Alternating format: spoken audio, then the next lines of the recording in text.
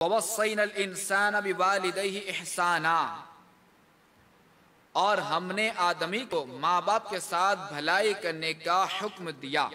صحیح بخاری و مسلم میں ابو ہریرہ رضی اللہ تعالی عنہ سے روایت ہے کہ ایک شخص نے عرض کی، یا رسول اللہ صلی اللہ تعالی علیہ وآلہ وسلم، سب سے زیادہ حسن صحبت یعنی احسان کا مستحق کون ہے؟ ارشاد فرمایا، تمہاری ماں، یعنی ماں کا حق سب سے زیادہ ہے۔ انہوں نے پوچھا پھر کون؟ حضور علیہ السلام نے پھر ماں کو بتایا۔ انہوں نے پوچھا پھر کون؟ ارشاد فرمایا، تمہارا والد۔